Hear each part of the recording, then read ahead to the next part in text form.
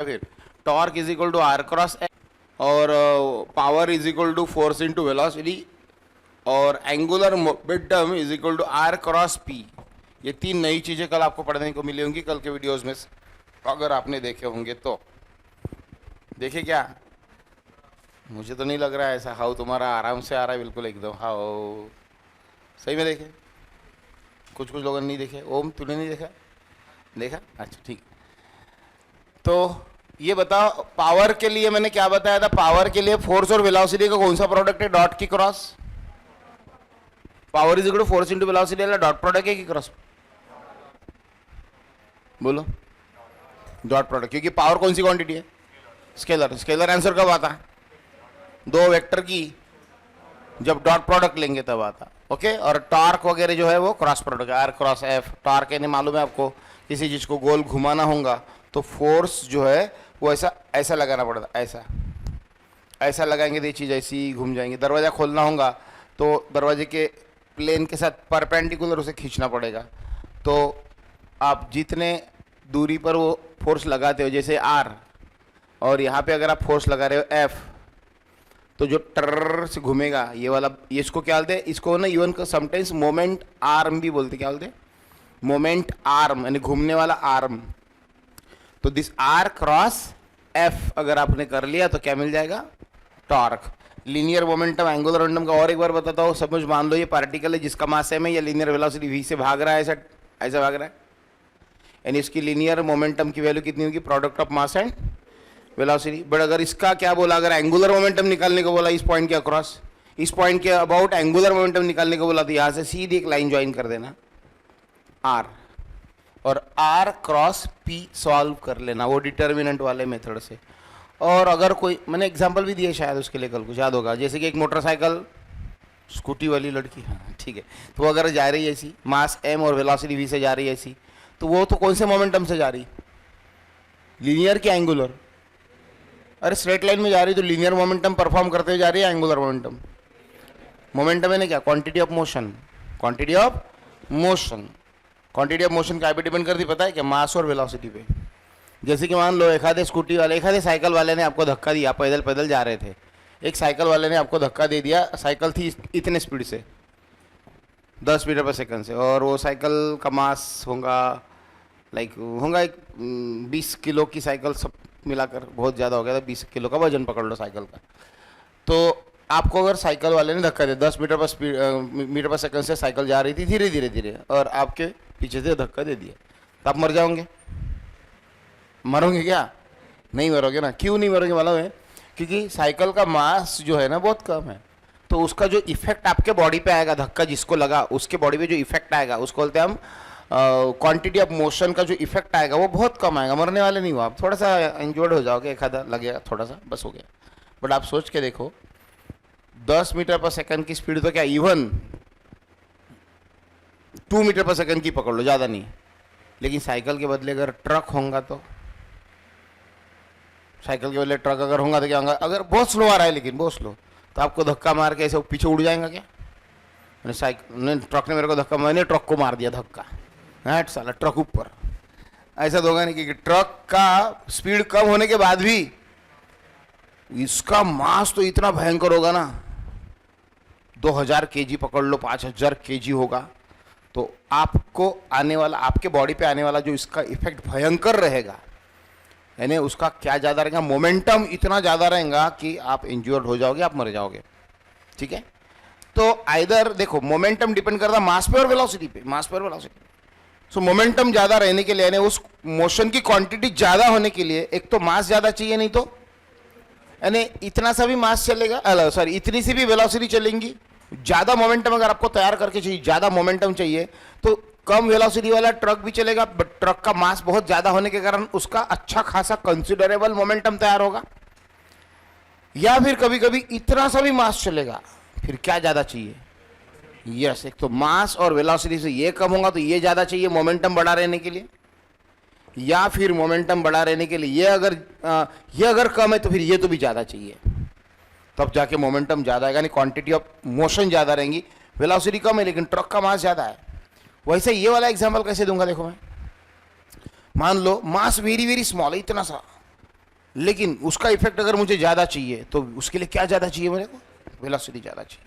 जैसे कि मान लो फॉर एग्जाम्पल मेरे पास अगर जेब में बुलेट्स है, बुलेट्स बंदूक की गोलियां, और मैं बंदूक की गोलियां मेरे जेब में है।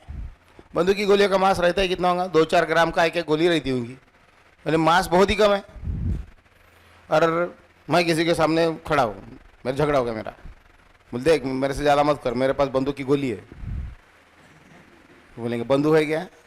नहीं बंदूक तो नहीं है। फिर क्या कैच कैच खेलना है क्या अपने को? बराबर।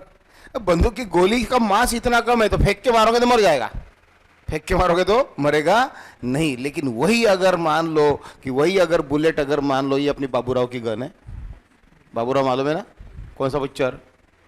अरे कौन सा मूवी? ज़्यादा ही खतरनाक निकल गई। हाँ कौन सा मूवी? अच्छा बाबूराव की गन बोला। हेरा फेरी मालूम है तुमको? किसने किसने नहीं देखा बताओ मेरे को। हेरा फेरी पिक्चर किसने नहीं देखा? सुदीक्षा नहीं देखा, और तूने भी नहीं देखा? तूने जिंदगी में कुछ नहीं किया, फिर हेरा फेरी नहीं देखा तो कुछ नहीं किया जिंदगी में यार। हेरा फेरी नहीं देखा? देखो बच्चों, मतलब मैं आज 15 बार देख चुका ऑलरेडी। मैंने अभी भी आज भी टीवी पे अगर आ गया है ना हेरा फेरी, मैं ट्यूशन को छुट्टी दे सकता। सुपर हिट मूवी है, मतलब मूड फ्रेश हो जाता है, एकदम फैमिली के साथ बैठ के देखने लायक है, फुल कॉमेडी, यानी पूरा मूवी आप हंसते रहते हो, देख लेना। राजू, बाबूराव और श्याम आएगा नहीं, 3 कैरेक्टर उसमें, ठीक है। मुझे लगता नहीं आप लोगों ने देखा होंगे।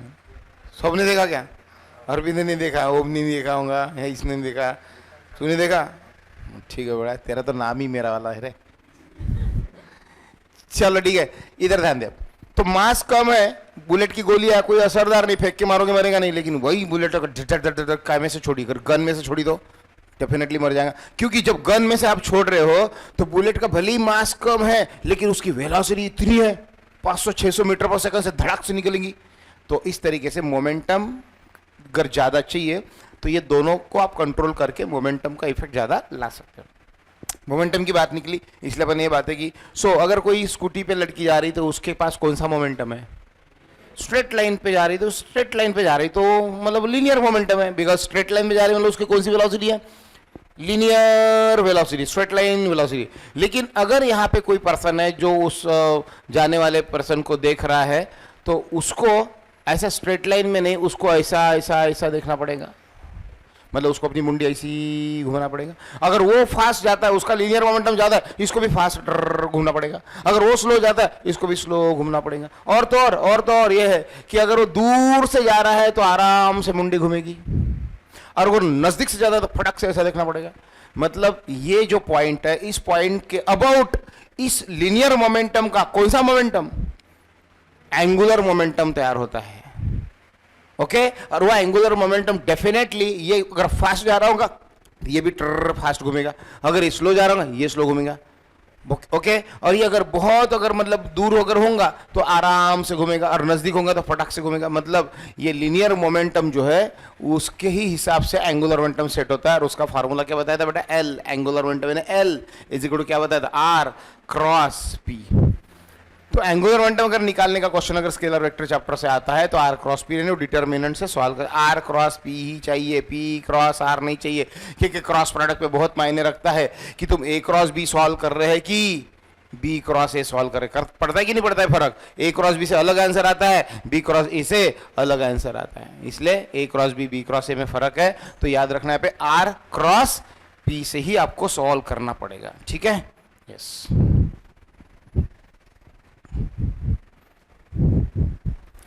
चलो भाई ठीक है। अब देखो इसमें का क्वेश्चन लेता हूँ एक एक में फिर से। अब बड़ा ध्यान दो क्योंकि क्वेश्चंस बहुत अलग अलग स्टूडेंट के हैं, तो हो सकता हो तुम्हारे पास लिखे ना हो, इसलिए मैं जब पढ़ाऊंगा इसमें से तो थोड़ा मैं क्वेश्चन भी आराम से पढ़ूंगा, बट ध्यान देना नहीं तो क्वेश्चन समझ में नहीं आएंगे। फोर्सक हो गया था, वर्कडन वाले क्वेश्चन हो गए थे, वो A cross B is equal to √3 A dot B हो गया था ना, A cross B is equal to √3 times A dot B वाला क्वेश्चन हो गया था। उसके वजह से angle between A and B निकालने, नहीं value of theta, yes angle between A and B निकालने को बोला था। अब और क्वेश्चन बता रहा हूँ इसमें का, एक फोर्स का और इंस्टेंटेनियस पावर का भी हो गया, power is equal to force into velocity वाला हो गया। उसके बाद एक पार्टिकल ये आई जे के दिया, पी दिया हुआ है, एंगुलर मोमेंटम का भी, एंगुलर मोमेंटम का हो गया न्यूमेरिकल, आर क्रॉस पी से एंगुलर मोमेंटम हो गया। देखो सिंपल दिया है क्वेश्चन, एक आर दिया हुआ है और एक पी का वेक्टर दिया है, 2i + 3j कुछ तो भी दिया है, ये 3i + 2j कुछ तो भी दिया है, और बोलते कि ये आर दिया और ये पी दिया है, तो एंगुलर मोमेंटम निकालने को बोलते हैं। तो क्या करोगे, आर क्रॉस पी करोगे तो ये कर लोगे आई जे के, ये इसकी वैल्यू इसकी वैल्यू लिख के, तो वो भी क्वेश्चन हो गया हमारा। आर क्रॉस पी वाला कैसे हैंडल किया जाता है, लीनियर एंगुलर मोमेंटम का क्वेश्चन अगर आता है तो। अब उसके देखो और एक क्वेश्चन दोबारा रिपीट हो गया वही फिर से यार, a cross b = √3 times ab, a cross b = √3 times ab ऐसा दिया हुआ है, a डॉट b दिया हुआ है, तो ये वाला क्वेश्चन ऑलरेडी हो चुका है। What is the unit vector perpendicular to following vectors, unit vector वाले तो पहले ही हो गए हमारे। यूनिट वेक्टर किसी भी वेक्टर का कैसा निकालते बता दो एक बार। जैसे कि वेक्टर ए दिया है और उसका यूनिट वेक्टर निकालो बोलते तो क्या करोगे, vector A upon magnitude of ऐसे हो जाता है, वो भी क्वेश्चन हो गया है। रिजल्टेंट, यस ये बढ़िया क्वेश्चन ठीक से लग रहा है मुझे, एक अच्छा लेने लायक।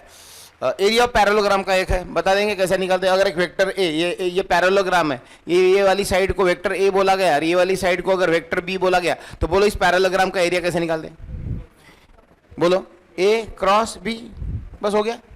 क्योंकि लेंथ और ये ब्रेड्थ का मल्टीप्लीकेशन, एक्चुअली ऐसा नहीं होता है लेंथ और ब्रेड्थ का मल्टीप्लिकेशन, होता क्या है उसमें एग्जैक्टली होता क्या, रिकॉल कराता हूं, देखो तुम्हारे थोड़ा रिविजन कराता हूं। ये वेक्टर ए से रिप्रेजेंट किया, ये वेक्टर बी से रिप्रेजेंट किया, और ये उसका देखो हाइट है, हाइट मतलब होता क्या है, बेस इंटू क्या होता है, हाइट।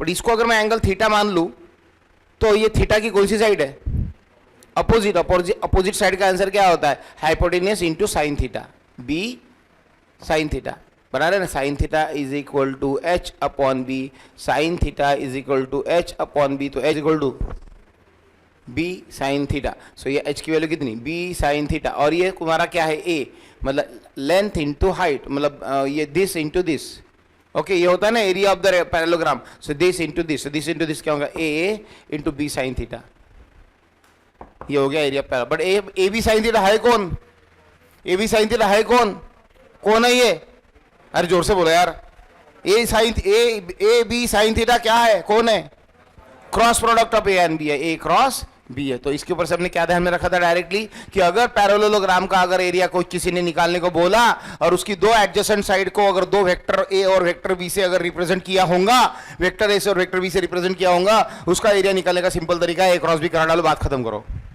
समझा रहा, ट्रायंगल का एरिया कैसे निकाले, हाफ ए क्रॉस बी, मतलब अगर ये ट्रायंगल है, अगर ये ट्रायंगल इसकी ये साइड का नाम ए है और ये वाली साइड का नाम अगर बी है, तो half base into height, half base into ये हाइट। अगेन ये हाइट की वैल्यू क्या होगी, थीटा के हिसाब से, बोलो ये हाइट की वैल्यू क्या होगी थीटा के हिसाब से, B sine theta, hypotenuse into sine theta, और A into B sine theta. और ट्रायंगल का एरिया क्या रहता है, half base into height. So बोलो हाफ बेस कितना ए और हाइट कितनी बी साइन थीटा, यानी ये कौन है, देखो बताओ ये कौन है, ये ए क्रॉस बी है, मतलब हाफ ए क्रॉस बी से कर जाएंगे तो हो जाएगा, मतलब हाफ करने का, और ये डिटर्मिनेंट में किसको सॉल्व करना, ए क्रॉस बी को सॉल्व करना, और ए क्रॉस बी को सॉल्व करना आपको आता है, डिटर्मिनेंट हो गया भैया वो भी क्वेश्चन। चलो ये क्वेश्चन मैं जो बोल रहा था अभी आगे का, अच्छा क्वेश्चन है, छोटा सा है, बस दिमाग में स्ट्राइक होने लायक है, सॉल्व करके भी देखने की जरूरत नहीं पड़ेगी, इतना आसान है अगर बराबर समझ में आया। Resultant of two vector is having magnitude 2 and 3, resultant of two vectors, रफली लिखता हूं थोड़ा सा, हैविंग मैग्नीट्यूड, हैविंग है दिख रहा है ना, हाँ, magnitude 2 and 3 is 1, resultant of two vectors having magnitude 2 and 3 is 1, then question पूछा बेटा, question पूछा what is their cross product, then what is their cross product, what is their cross product, option दिए होंगे, option मुझे कुछ मिले नहीं है, जो क्वेश्चन बच्चों ने भेजे उसमें ऑप्शन लिख के नहीं भेजा, इसे शॉर्ट में लिख के भेजे, तो मेरे पास ऑप्शन नहीं है, जो भी होंगे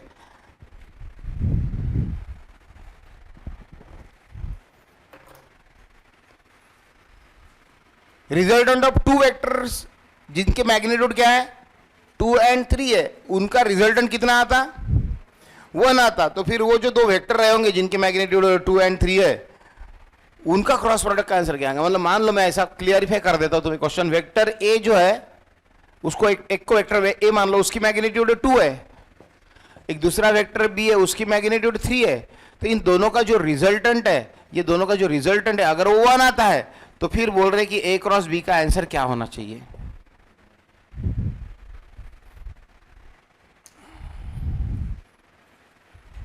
ए क्रॉस बी का आंसर क्या होना चाहिए, इसके ऊपर मत सोचना चालू करो। मैंने कल भी बताया कि फोकस नहीं होने का क्वेश्चन के ऊपर, गिवन डेटा के ऊपर फोकस करने का।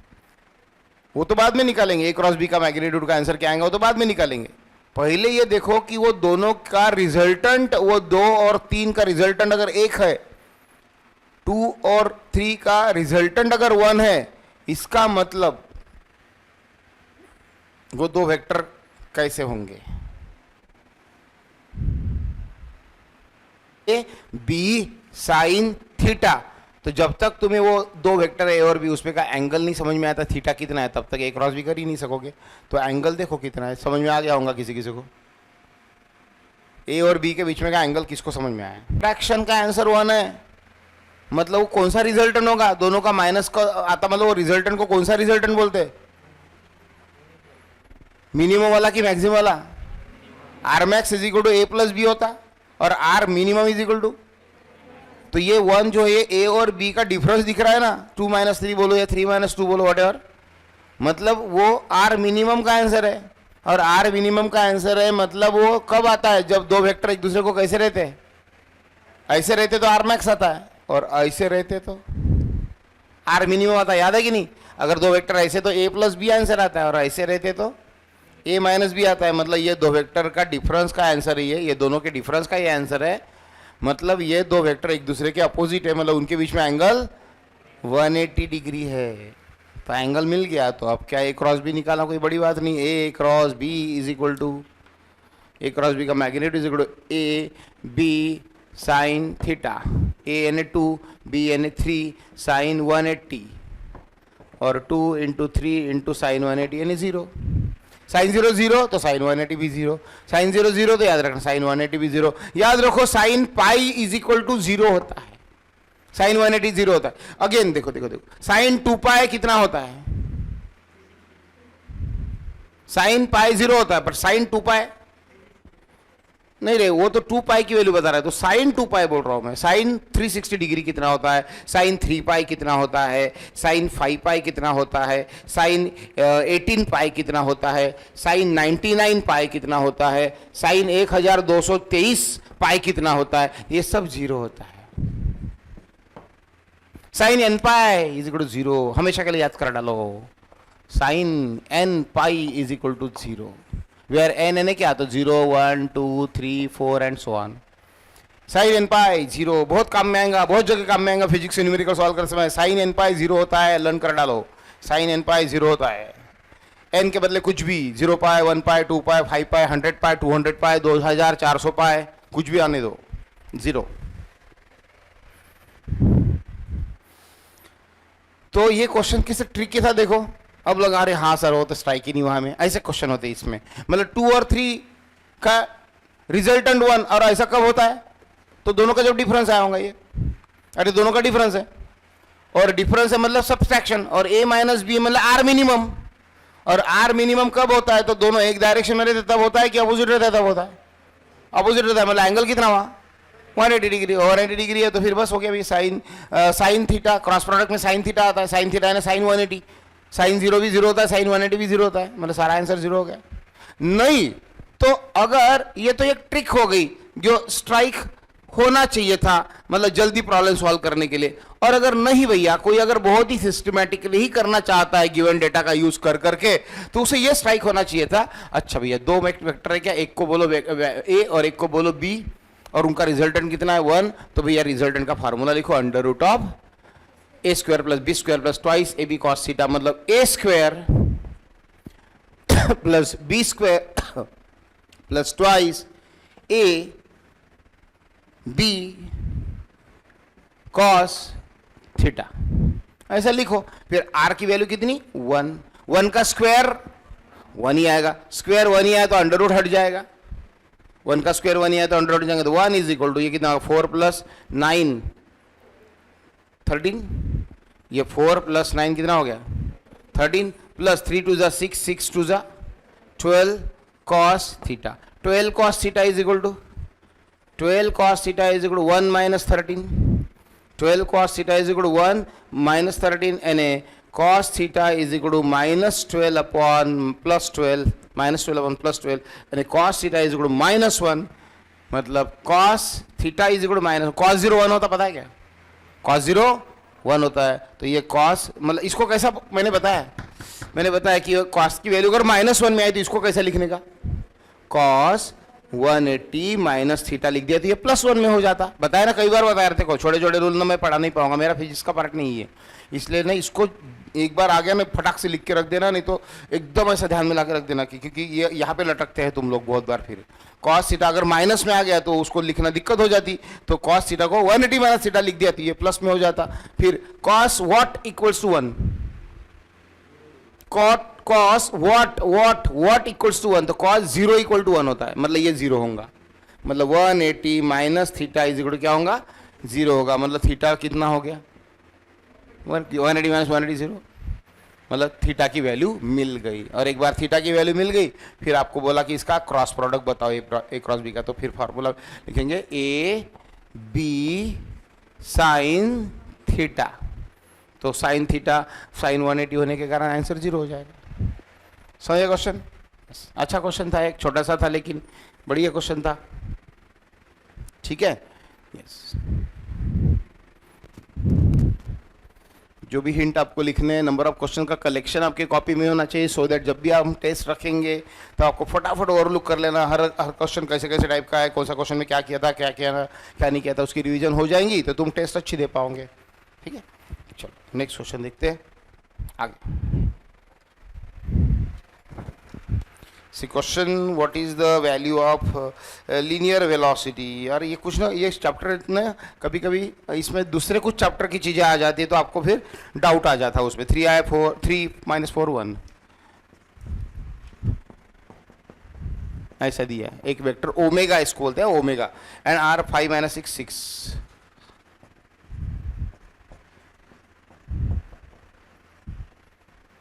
ठीक है, ये कुछ ऐसी चीजें दी है. इफ ओमेगा, इसको ओमेगा बोलते हो, डब्ल्यू नहीं ओमेगा, इसको ओमेगा बोलते हैं, ऐसा सिंबल है ओमेगा. तो ये ओमेगा है और ये आर है, मतलब ये फिर से देखो क्या है, देखो ये एक्स वाई एक्सिस अगर है तो ये आर एन है पोजीशन वेक्टर, हमेशा उसका हमेशा टेंशन मत लेना, ये आर एन है हमेशा पोजीशन वेक्टर.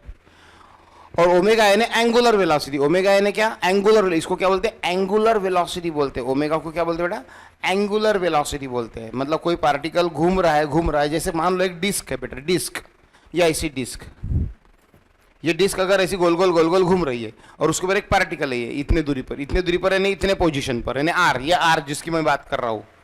और मान लो कि ये डिस्क घूम रही है, डिस्क घूमेगी तो उसके ऊपर का पार्टिकल भी घूमेगा, डिस्क घूमेगी तो उसके ऊपर पार्टिकल भी घूमेगा. और डिस्क की एंगुलर वेलोसिटी ओमेगा है. जैसे तुम्हारे मीटर पर सेकंड रहता है ना, वैसा रेडियन पर सेकंड भी रहता है, क्योंकि एंगल का यूनिट पता है ना, रेडियन है. एंगल का यूनिट क्या है? रेडियन. थीटा का यूनिट रेडियन है. तो जैसा जैसा ये बार पार्टिकल घूमेगा, जैसे देखो पार्टिकल अगर स्ट्रेट लाइन में आगे जाता है तो उसकी वेलोसिटी काय में लिखा जाती है? मीटर पर सेकंड. पर पार्टिकल अगर सर्कुलर मोशन करेगा तो उसकी वेलोसिटी काय में लिखी जाएंगी? काय में लिखी जाएंगी? रेडियन पर सेकंड. ये लीनियर, मीटर पर सेकंड वाले को लीनियर वेलोसिटी बोलते हैं, और उसी तरीके से याद रखो रेडियन पर सेकंड वाले को एंगुलर वेलोसिटी बोलते हैं. प्लीज याद रखो, क्योंकि ये एक्चुअली ना आपको आगे एक चैप्टर है रोटेशनल डायनामिक्स, 12वीं का चैप्टर, 12th का, उसमें सभी आने वाला बहुत डिटेल में. बट अभी ना उस चैप्टर का एक क्वेश्चन स्केलर वेक्टर चैप्टर में डाल दिया है, तो छोड़ के भी आगे जा सकता था मैं, लेकिन बहुत ऐसा भी नहीं कि नहीं समझेंगा, इसलिए थोड़ी सी कोशिश करो. और अदर इन्फॉर्मेशन मैं प्रोवाइड कर ही रहा हूँ, ये ओमेगा क्या है, वी क्या है, इधर प्लीज ध्यान देना. अब ये वी आ गया, वी क्या होता है समझ में आ गया? स्ट्रेट लाइन मोशन वाली स्पीड को वी बोलते हैं, और गोल गोल घूमने वाली स्पीड को, अगर फैन अगर घूम रहा है, फैन अगर ऐसा ऐसा घूम रहा है तो वो कौन से, उसके ब्लेड कौन से वेलोसिटी से घूम रहे हैं? एंगुलर वेलोसिटी से घूम रहे. कौन से? एंगुलर वेलोसिटी को घूम रहे. तो वो एंगल कवर करने वाली स्पीड है एंगुलर स्पीड. देखो स्ट्रेट लाइन डिस्टेंस कवर करने वाली स्पीड है लीनियर स्पीड. लेकिन अगर देखो फैन का एक ब्लेड है तो थोड़ी देर के बाद वो यहां पे जाएगा, मतलब उसने क्या कवर किया? एंगल. तो वो एंगल कितने स्पीड से कवर करता है, मतलब उसको स्पीड को कौन सी स्पीड बोलना चाहिए? एंगुलर स्पीड बोलना चाहिए, एंगुलर वेलोसिटी बोलना चाहिए. तो एंगुलर वेलोसिटी का सिंबल ओमेगा रहता है. और वो पार्टिकल, यहां से जो पार्टिकल घूम रहा है, ये समझो डिस्क घूम रही, तो डिस्क के ऊपर रखा गया एक पार्टिकल वो भी साथ साथ में घूमेगा. वो पार्टिकल यहां से कितने दूर रखा हुआ है, आर, और कितने स्पीड से घूम रहा है, तो ओमेगा। तो उसके ऊपर से उस पार्टिकल की लीनियर स्पीड निकालने को बोलते हैं।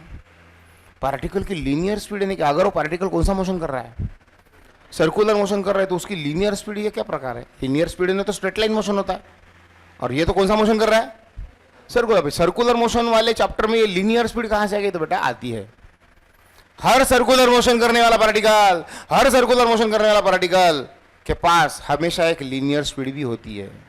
मतलब कि मैं अगर बात करता हूं, अगर ये फैन का ब्लेड है एक, ये समझो फैन के 3 ब्लेड है, इसके ऊपर मैंने एक कॉइन रखता हूं, कॉइन, 1 रुपए का कॉइन रख देते, फैन चालू करते हैं, बताओ क्या होगा। कुछ समय के बाद घूमते घूमते पटाख से फेंका जाएगा, स्लिप हो जाएगा। कैसा स्लिप होगा, जैसे ही फैन घूमने लगे, अगर जोर से घूमने लगे, वो कॉइन भी वहां से स्लिप होकर वो भी गोल गोल गोल गोल घूमता रहेगा पूरे हॉल में। ऐसा होता क्या, फैन गोल गोल घूम रहा था, उसके बाद कॉइन अगर स्लिप हो गया, वो भी रुक ही नहीं रहा सर, गोल गोल ही घूम रहा सर कॉइन, क्योंकि फैन के ऊपर से उड़ा। ऐसा तो होता नहीं है, वो कैसा फेंका जाएगा, सपक से ऐसा स्ट्रेट लाइन में फेंका जाएगा। अच्छा कोई बताएगा, थोड़ा दिमाग लगा के बताओगे क्या, ये कॉइन एक यहाँ पर है और ये कॉइन यहाँ पर है, फैन चालू किया, दोनों कॉइन स्लिप तो हो जाएंगे, लेकिन कौन सा पहले होगा बता सकते हो क्या। यस, सिंपल सी बात है, जो दूर वाला है जल्दी फेंका जाएगा, नजदीक वाला नहीं फेंका जाएगा। और एक अगर एक डिस्क भी है, डिस्क डिस्क डिस्क, ये डिस्क इसके ऊपर घूम रही है, इसके ऊपर एक कॉइन इसके ऊपर मैंने यहाँ पे रखा था, एक कॉइन मैंने यहाँ पे रखा था, तो जैसी डिस्क घूमने लगेंगे ना, ये दूर वाला फेंका जाएगा, और नजदीक वाला ये उसके बाद, और ये उसके भी बाद लेट और ज्यादा स्पीड होने के बाद। और अगर मैंने डिस्क पे अगर मान लो यहाँ पे कोई कॉइन रखा होगा तो कभी फेंका नहीं जाएगा। अरे डिस्क के सेंटर में रखोगे तो सेंटर में रहेगा ना, ऐसा ऐसा करते करते, वो थोड़ी ना स्लिप होगा। समझ में आ रहा कुछ। यस, और देखो अगर एक मान लो ये स्ट्रिंग है और इसको एक स्टोन बांध दिया मैंने, रस्सी है और ये रस्सी को एक पत्थर बांध दिया, और वो पत्थर को एक एंड स्ट्रिंग का पकड़ के मैंने अपने हाथ से ऐसा गोल गोल गोल गोल घुमाना चालू किया, और मेरे हाथ से अगर रस्सी छूट गई, बताओ क्या होगा। वो जो मतलब पत्थर है, रस्सी को लेके गोल गोल गोल गोल ही घूमता रहेगा क्या, नहीं। कुछ भी मजाक मत करते जाओ, ऐसे गोल थोड़ी घूमे। अगर ऐसा घूमते घूमते मेरे हाथ से रस्सी अगर छूट गई, जुप ऐसा भागेगा। यानी सर्कुलर मोशन करने वाले पत्थर की इच्छा थी कि मैं स्ट्रेट लाइन में भाग जाऊं, यानी इसके पास कौन सी स्पीड थी। फैन के ऊपर का कॉइन स्लिप होने को मिला तो स्ट्रेट लाइन में भाग जाता है, यानी उसके ऊपर कौन सी स्पीड थी, लीनियर स्पीड थी। अगर मान लो कि तुमने ये साइकिल का चक्का अगर यहाँ पे खड़ा रखा और एक कीचड़ में खड़ा रखा और पीछे बोला किसी को खड़ा रहे तू,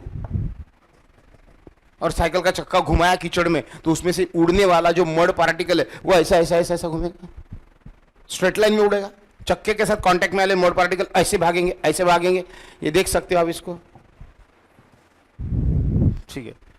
सो ऐसा इस तरीके से, मतलब मड पार्टिकल भी कौन सा मोशन कर रहे हैं, लीनियर। तो हर सर्कुलर मोशन वाले पार्टिकल के पास कौन सा मोशन रहता है, लीनियर। तो बोल रहे अगर एक आर इतने दूरी पर एक पार्टिकल है, आर इतनी दूरी पर एक पार्टिकल है, वो कौन सी स्पीड में है, एंगुलर स्पीड में है, मतलब उसके पास एक टेंजेंशियल डायरेक्शन में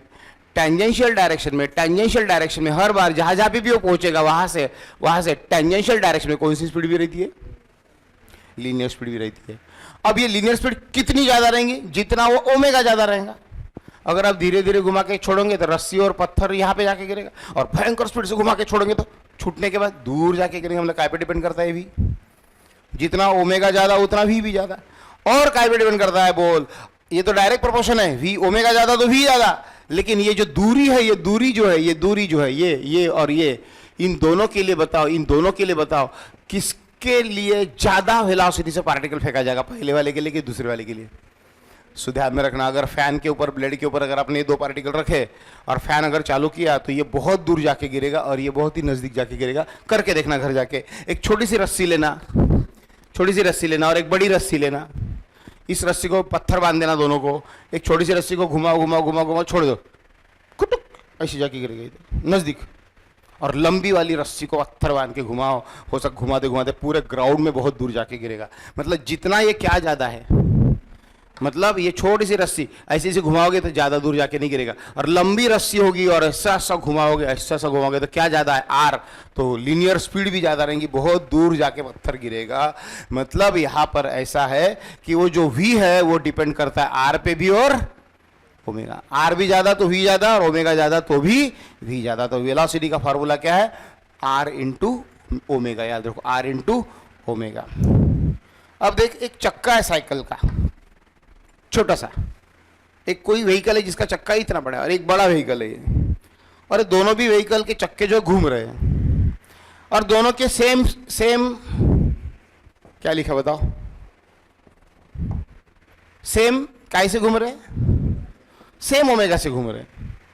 बताओ, लेकिन एक रोटेशन पूरा जब हो जाएगा दोनों चक्कों का, तो कौन सी साइकिल ज्यादा दूर पहुंच चुकी रहेंगी? ये वाली, क्योंकि ये वाली साइकिल का जो चक्का इतना सा है कि एक रोटेशन के बाद यहां तक आ गई। ऐसा देखो, ये ए पोजीशन फिर से ए पे आ गई, मतलब एक रोटेशन समझो मान लो पूरा हो गया, तो इतने दूर आके पहुंची। और ये बड़ा चक्का वाली साइकिल, इसका जब एक सरकमफरेंस पूरा करोगे वह इतने शायद आ जाएगा। समझ रहे हैं ना क्या बोलो? क्योंकि एक रोटेशन के बाद जितना हम आगे जाएंगे वो डिस्टेंस का आंसर होगा 2πr।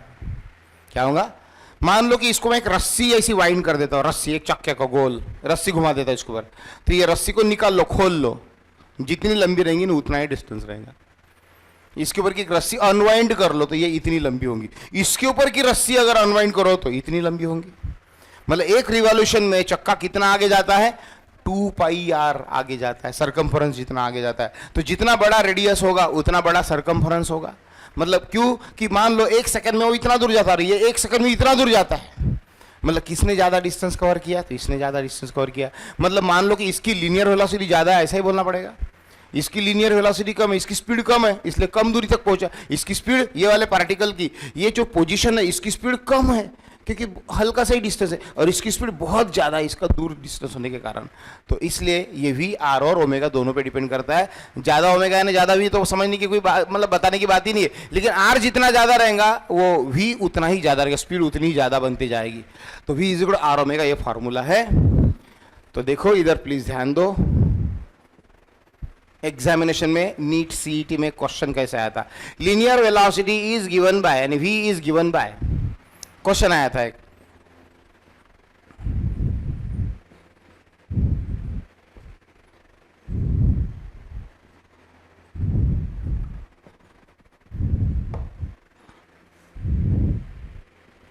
ऐसा linear velocity of a particle performing circular motion is given by vector R cross omega, vector omega square, vector R upon vector omega, vector R cross vector omega, none of this. ऐसा बोलो क्या आना चाहिए? ए किसी का answer है क्या? ए नहीं है। बी सी, सी होना चाहिए ना, हाथ ऊपर करो।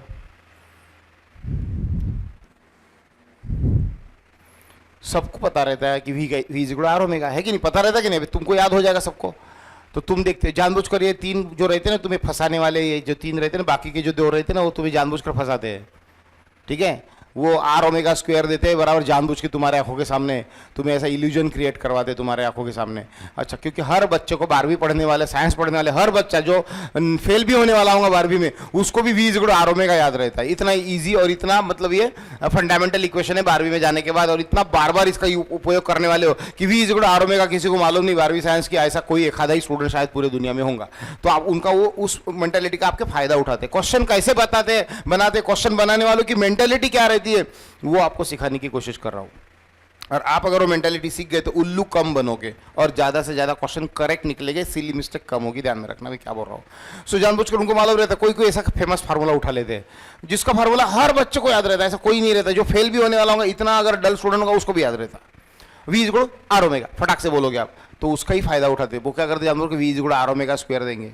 आप बोले आर ओमेगा स्क्वायर कहाँ से लाया? गलत है गलत है गलत है, ऐसा माइंड अपना काम करता है कि आर ओमेगा स्क्वायर तो गलत है भैया, ये कहाँ से आ गया?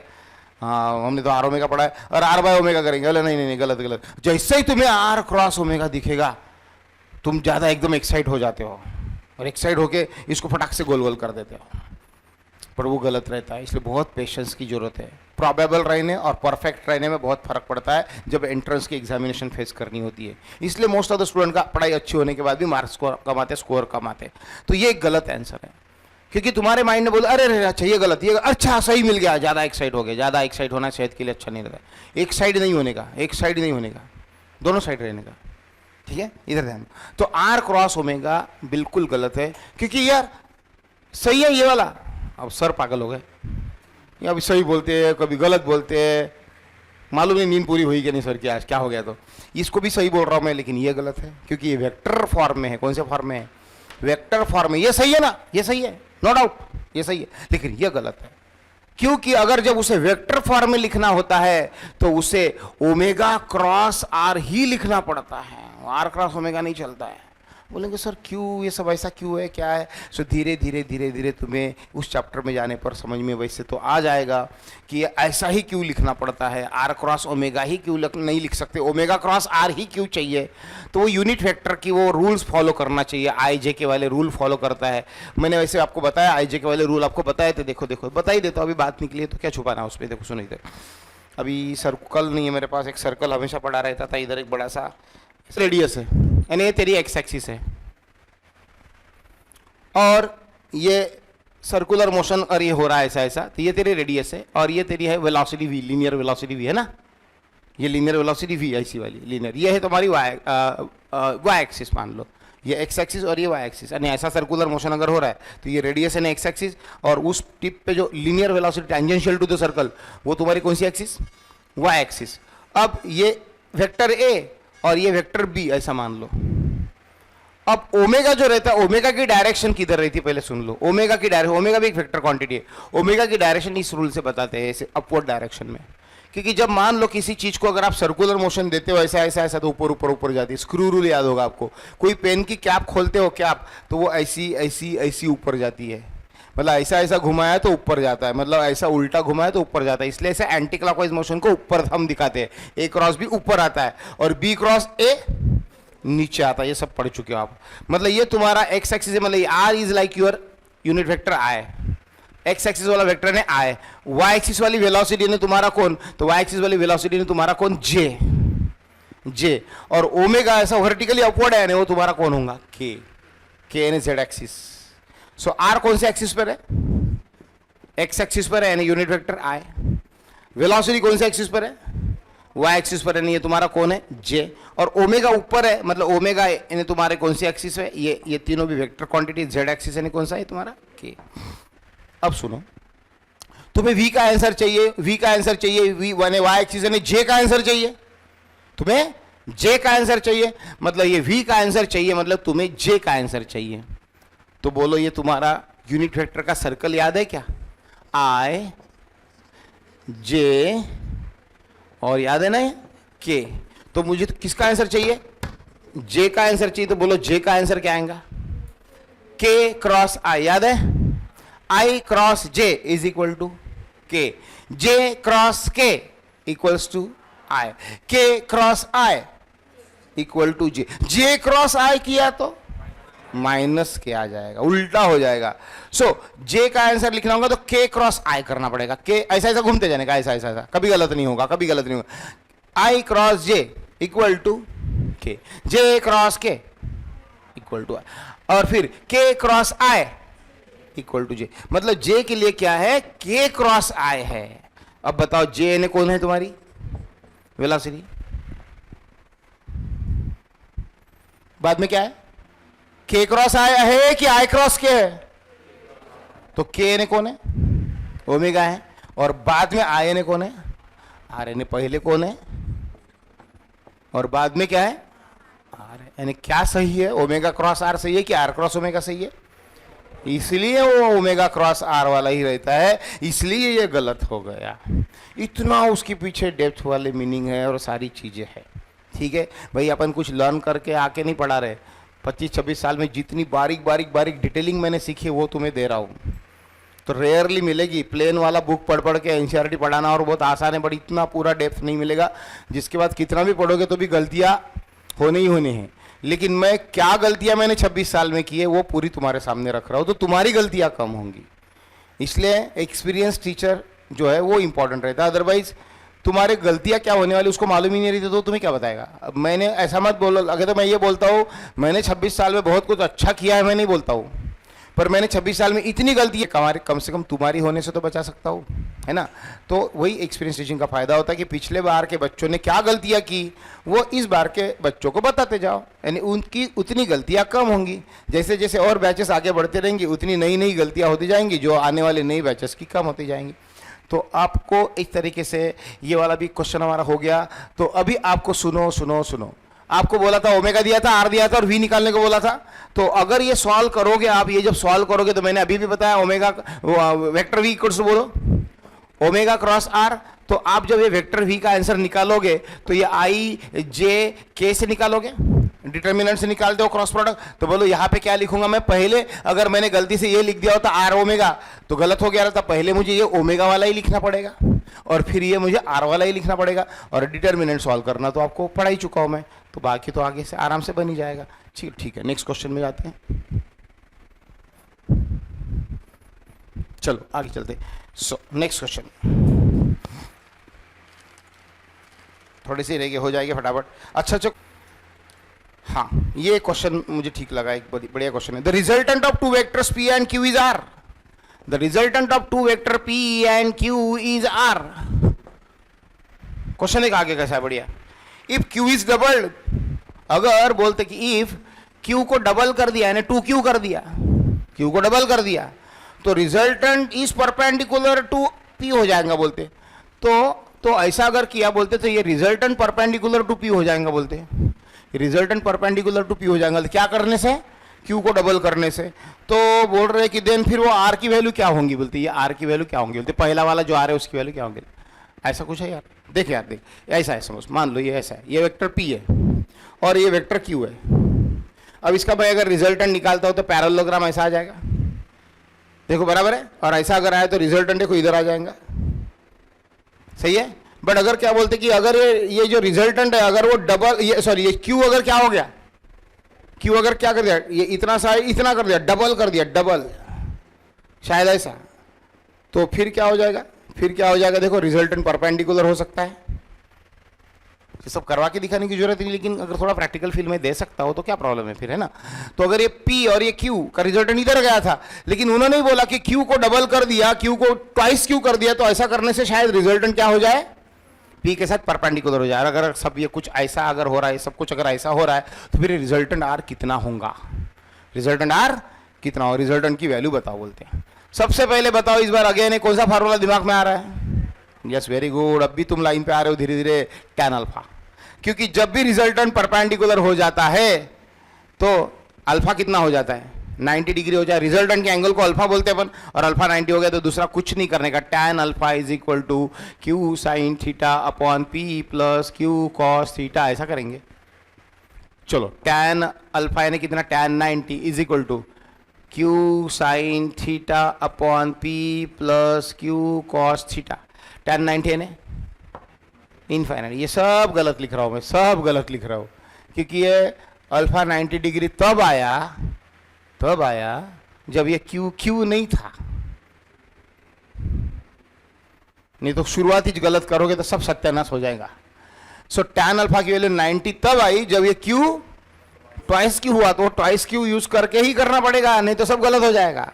हाँ, अब ये tan 90 इनफाइनाइट हो गया, और इनफाइनाइट आने के लिए डिनोमिनेटर 0 बोले तो भैया P plus twice Q cos theta must be 0।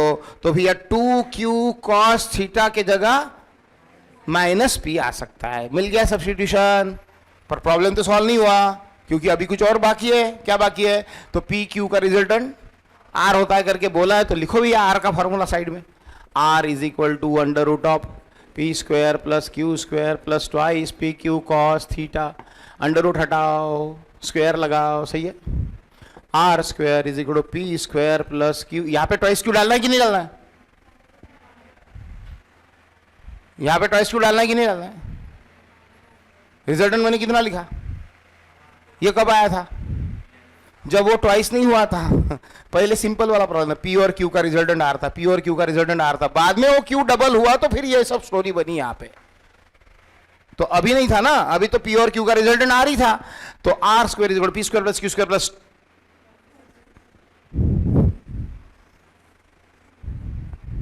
क्या कर रहे सर, कुछ भी चित्र निकालते रहते। हाँ, twice Q cos theta, twice Q cos theta के बदले माइनस पी डाला, फिर यहाँ पे R square is equal to P square plus Q square minus P square, ये माइनस पी स्क्वायर हो गया ना, आंसर आ गया ना। तो आर कितना रहा होगा, क्यू रहा होगा। तो ये R is equal to, answer दिए थे नीचे, पी क्यू ट्वाइस आर, ऐसे ट्वाइस पी ट्वाइस क्यू, ऐसे आंसर दिए थे। तो ये तुम्हारा आर का आंसर आ गया। क्या किया, दो कंडीशन ही समझ में आए। पहले टैन का फार्मूला यूज किया, उसमें से कंडीशन बना ली और रिजल्टेंट के फार्मूला में वो कंडीशन डाल दी, हो गया। ठीक है, यस।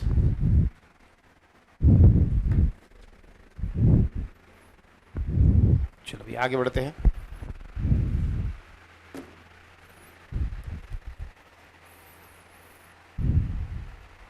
हाँ, ये भी एक अच्छा क्वेश्चन है, बढ़िया है। मिटाओ इसको।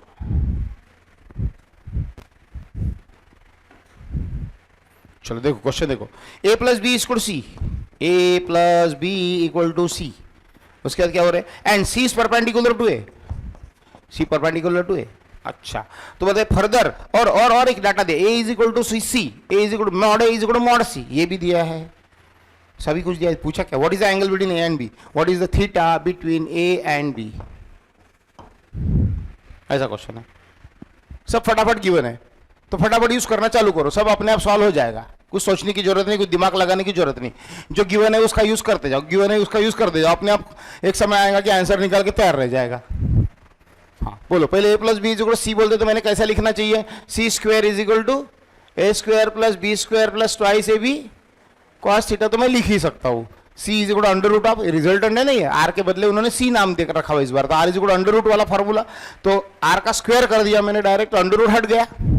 चलो भैया ये तो लिख के रख दिया। अच्छा, उसमें ए इज इक्वल टू सी भी बोला है, अरे बढ़िया बढ़िया, ये ए की जगह सी की जगह डाल दो, सी की जगह डाल देता हूँ, ए स्क्वायर यानी A square plus B square plus twice A B cos theta. चलो ए की जगह सी या सी की जगह ए डाल दिया, हो गया हो गया हो गया। और सी परपेंडिकुलर टू ए, यानी वो रिजल्टेंट जो है आने वाला वो परपेंडिकुलर टू ए, मतलब फिर से वही स्टोरी है कि नहीं, ये ऐसा कुछ तो भी है। तो ऐसा, एक मिनट, किसी पेरेंट्स का फोन है, बट ये इसके ऊपर से क्या स्ट्राइक हो रहा, फिर से प्रॉब्लम सॉल्व हुआ क्या, पूरा नहीं हुआ। अच्छा, ज़्यादा से ज़्यादा क्या हो सकता है, B square plus twice A B cos theta, B square plus twice A B cos theta, A square minus A square कितना आएगा, जीरो। ऐसे ही कर सकते हो ना, ज़्यादा ज़्यादा ए स्क्वायर कट गया तो इधर जीरो बचेगा, इतना हो सकता है, इससे ज़्यादा तो कुछ हो नहीं रहा भैया अभी मेरे से। ज़्यादा ज़्यादा और एक बात ऐसी कि twice A B cos theta is equal to ये माइनस बी स्क्वायर कर सकते हो, माइनस बी स्क्वायर कर सकते हो, यानी बी और ये स्क्वायर काट दिया तो twice A cos theta is equal to minus B by A कर सकते हो। सही है क्या, हाँ, बी बाय ए, और फिर यहाँ पे cos theta is equal to minus B upon two A minus B upon two A कर सकते हो। तो उन्होंने ऑप्शन जो दिए हैं मेरे ख्याल से ऐसे कुछ तो भी दिए होंगे, theta is equal to cos inverse of B upon two A वगैरह, ऐसे ऑप्शन दिए होंगे। या और कुछ हो सकता है क्या, वो सी परपेंडिकुलर टू ए बोला, उसके ऊपर से कुछ करते हैं क्या, चलो उसके ऊपर से कुछ करते हैं ना, सी परपेंडिकुलर टू ए का बताना क्या करूँ, कौन सा फॉर्मूला लिखो, ये tan अल्फा वाला है, tan 90 upon Q sine theta upon P plus Q cos theta. सही है, B sine theta upon A plus B cos theta, Q sine theta upon A plus Q sine theta upon P plus Q cos theta, formula जो है B sine theta upon A plus B cos theta. बोलो tan 90 यानी कितना, फिर से infinite, denominator कितना, zero, denominator zero, यानी B cos theta is equal to B cos, इसके equal to zero, this equal to minus A. कुछ हो सकता है क्या, B cos theta is equal to minus A, तो B cos theta is equal to minus A, मतलब cos theta की जगह फिर तो थीटा ही गायब हो जाएगा ना, अपने को थीटा निकालना है ना, थीटा यहाँ से भी देखो, cos theta is equal to क्या हो रहा है, minus A by B, minus A by B हो रहा है, cos theta is equal to minus A by B हो रहा है। तो अब देखो यार, अब यहाँ पे ना ऐसा ट्विस्ट आया है कि बी कॉस थीटा की जगह मैं क्या डाल सकता हूँ, माइनस ए डाल सकता हूँ। सुनो, अभी बी कॉस थीटा की जगह माइनस ए, तो यहाँ पे देखो, यहाँ पे कुछ हो सकता था क्या, यहाँ पे देखो, यहाँ पे बताओ, ये देखो ए स्क्वायर बी स्क्वायर और बी कॉस थीटा की जगह माइनस ए माइनस और प्लस, यानी माइनस कितना हो गया, 2a स्क्वायर है, बराबर है, मतलब A square is equal to, यहाँ पे बताओ, यहाँ पे क्या होगा, B square minus 1 minus 2, 1 minus 2 यानी -1। हाँ, तो मतलब यहाँ पे क्या हो गया, B square is equal to 2a square, मतलब यहाँ पे क्या आ गया, b is equal to √2a, B is equal क्या आया, √2 आया, सही है। और अब ये कॉस थीटा इज इक्वल क्या आया, cos theta is equal minus A by B. तो बोलो cos theta is equal to minus A by B. तो cos theta is equal to -1 by √2, मतलब cos 180 minus theta is equal to +1 by √2। बोलो cos theta की value 1 by √2 कब आती, 45 degree के लिए आती, मतलब 180 minus theta, 180 minus theta is equal to 45, मतलब theta is equal to 180 minus 45 यानी 135 बराबर है क्या, हाँ। तो इतना ऑप्शन रहा होगा 135 डिग्री। घुमा घुमा के करना पड़ा प्रॉब्लम, बट उतना घुमा के करने की ज़रूरत एक्चुअली नहीं थी। आप कंफ्यूज हो गए होंगे, तो मैं एक फिर से रिवाइज देखो कर रहा हूँ। एक आर का फार्मूला लिखेंगे और एक tan अल्फा का फार्मूला लिखेंगे, सिंपल। ध्यान दो, बताओ जब भी कभी 90 वाला क्वेश्चन आता है तो ये दो लिखने का, इसमें से एक सब्सटीट्यूशन मिलता है, कौन सा, वो डिनोमिनेटर 0 वाला, उससे एक वैल्यू बनती है, समझो कि Q cos theta is equal to -p, और वो रिजल्टेंट के इक्वेशन में एक जगह डाल देते हैं। ऐसा करने से प्रॉब्लम सबसे आसान तरीके से सॉल्व होता है। अपन फालतू पहले ही उस फार्मूला में चले गए, भटक गए, फिर वो ये फार्मूला किया। सिंपल तरीका, पहले इसका यूज करो, स्टेप नंबर 1 ये, और स्टेप नंबर 2 इसमें इसका जो सब्सटीट्यूशन आएगा वो फार्मूला में डाल देना, बराबर प्रॉब्लम सॉल्व हो चुका रहेगा। इस तरीके का अगर आया तो ठीक है। देखो नेक्स्ट क्वेश्चन,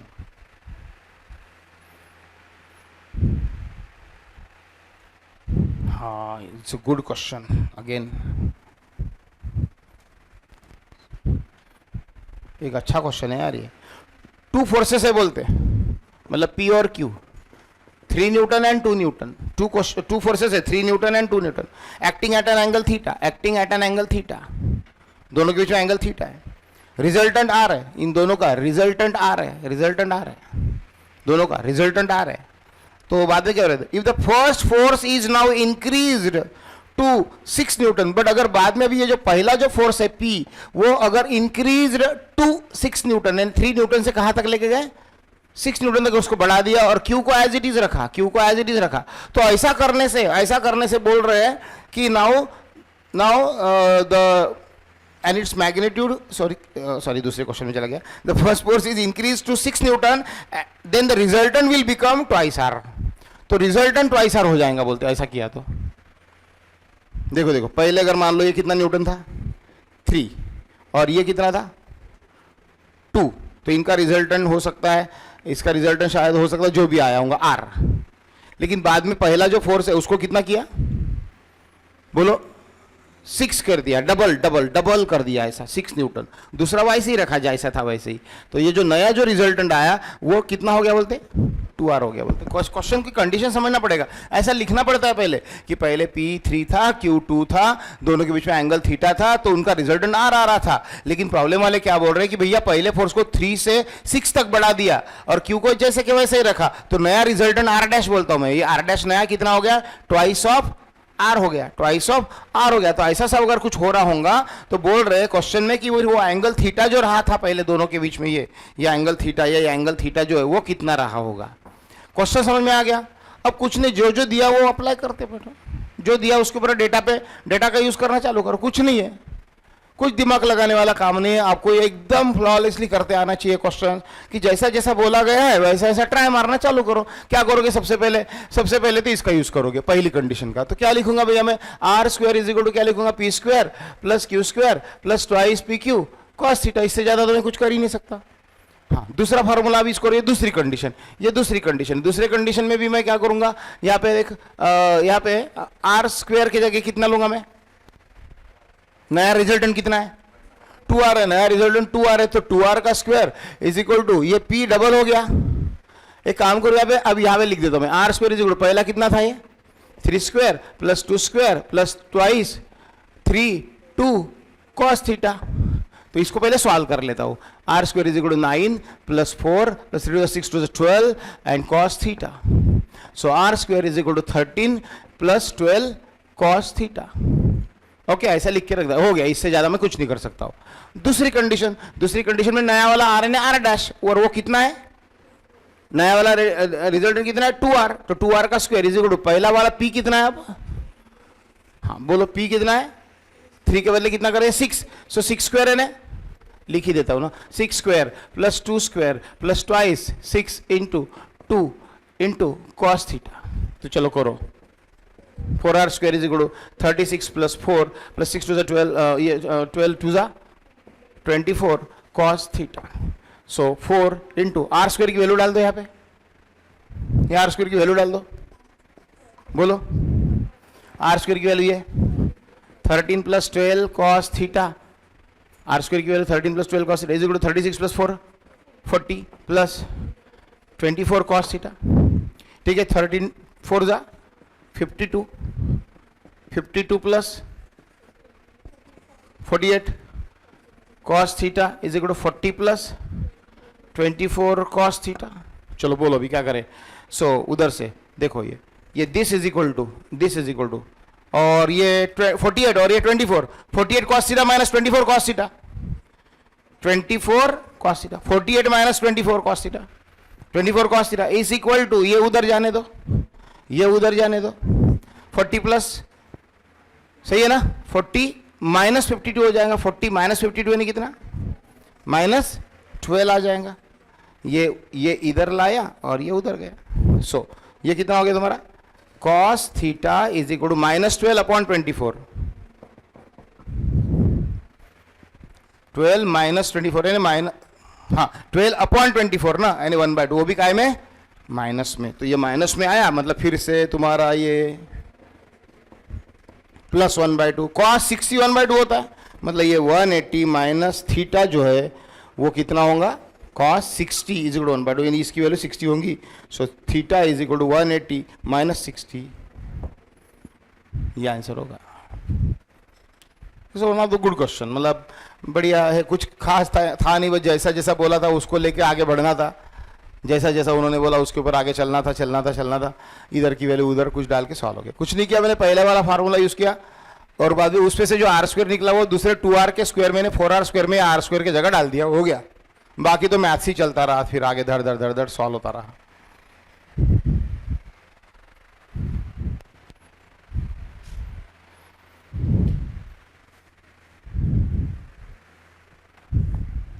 ओके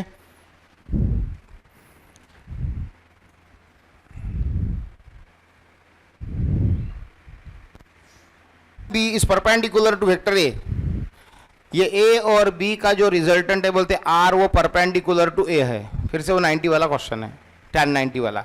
चलो आगे, and it is equal to half the magnitude of B, और ये रिजल्टेंट जो है बोलते it is equal to half the magnitude of B, ये दोनों का जो रिजल्टेंट है वो ए के साथ परपेंडिकुलर तो है ही है, साथ में उसका मैग्नीट्यूड बी के आधा है, बी से आधा, ये बी से आधा है। अगर ऐसा है तो एंगल बिटवीन देन, अगर ऐसा है तो ये angle between A and B निकालना है।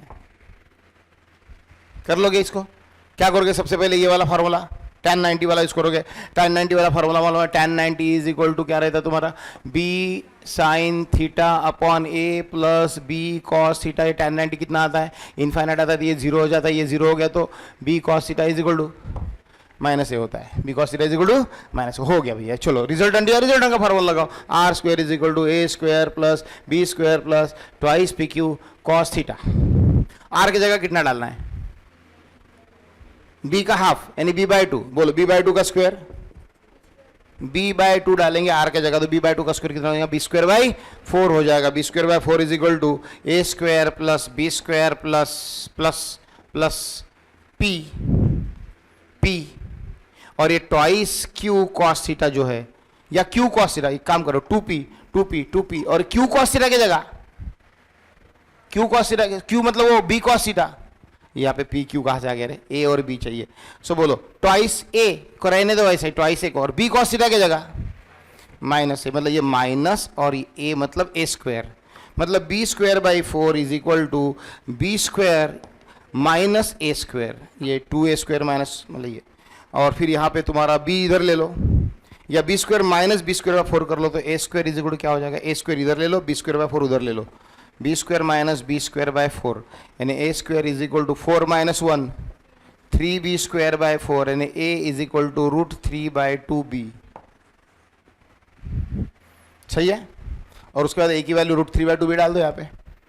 b cos theta is equal to √3/2b यानी b कैंसल यानी cos theta is equal to minus √3/2 और फिर से वही 1 cos ये माइनस में आने पर 180 minus theta is equal to √3/2 plus हो जाएगा। But what is √3/2? √3/2 is cos 30। cos 30 की वैल्यू √3/2 होती है, मतलब 180 माइनस थीटा की वैल्यू 30 डिग्री आएंगी, तो थीटा की वैल्यू 150 डिग्री आएंगी। सिमिलर वही टाइप के क्वेश्चन है, ऐसे ही बनाते रहेंगे और पूछते रहेंगे आपको। तो थोड़ा बैठना पड़ेगा आपको, पेन पेंसिल कागज लेके, और अलग अलग वेरिएशंस ऑफ क्वेश्चन को करना पड़ेगा।